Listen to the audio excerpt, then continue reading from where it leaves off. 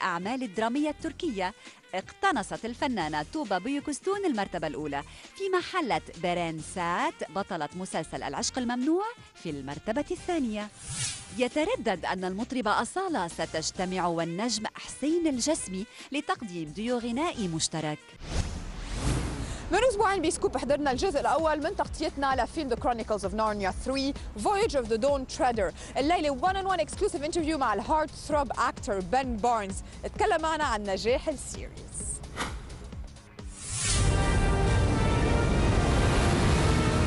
Aslan. You have returned for a reason. You have come far. And now your journey lies beyond. Pleasure to see you. Nice to see you too. Narnia's gone to another dimension in every sense of the way this time. 3D. Yes. 3D. But the story as well, how much you enjoy the fact that every single installment of the story takes you to a different world. You know, I think that's the real kind of uniqueness of this particular series. You know, C.S. Lewis has got the most incredible imagination, but he writes each story in a slightly different genre. In The Lion, the Witch and the Wardrobe is kind of a magical fairy tale, and Prince Caspian is kind of a slightly more political sort of conflict film, and then The Voyage of the Dawn Treader is kind of a roving adventure story with a little bit of the heart and soul of the first one, and the kind of battling of the second one, and the action. So, and the other stories have their own kind of unique genre to them. Here is the source of your troubles. Enemies will unite. It seeks to corrupt all goodness, to steal the light from this world. What does Prince Caspian represent for you? How do you like the character to be viewed? Well, I think Prince Caspian is a kind of almost a different character to King Caspian, because he's so much more settled in this film.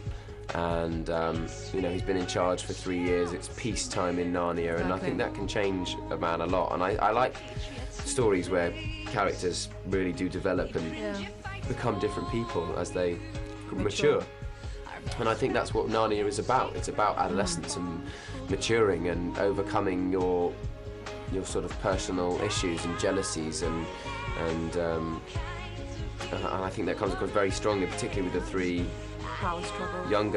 younger characters in this film. Aslan's country. Do you really believe there's such a place? We have nothing if not belief. Do you enjoy the fantasy elements of it? Not only the 3D, but being surrounded by so many beautiful things. I mean, I grew up watching The Princess Bride and all those kind of Jason the Argonauts and Sinbad films, and with the papier-mâché rocks and the kind of wielding sticks, and so to kind of be involved with doing all that sword training and all that kind of stuff is magic. But then when you actually see the final product, we were looking out at a beautiful, Australian ocean, but once they sort of tint the sky purple in post-production and everything, and you've got the kind of purple sail and the sun is setting, it's just gorgeous. And I think they've done an amazing job with it, and I'm sort of proud to be part of this. Travelers of Narnia, I am your guide. You are most beautiful. If it is a distraction for you, I can change form. No. How does that compare with the intimacy of the theatre that you're experiencing at the moment? Well, it's very different. I mean, this particular role is just kind of an emotional endurance test, really. It's a man who goes through the worst kind of human suffering over sort of an 8-year period during World War I. So to do that every night can be quite draining, but it's a magnificent part in a beautiful story. So it's not something I could ever refuse to do. Absolutely. It made you skip the rest of the film, right, yesterday?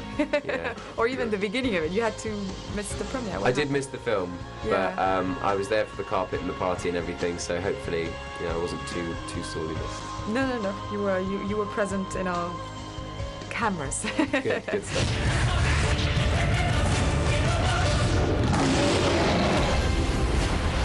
The Chronicles of Narnia, The Voyage of the Dawn Treader.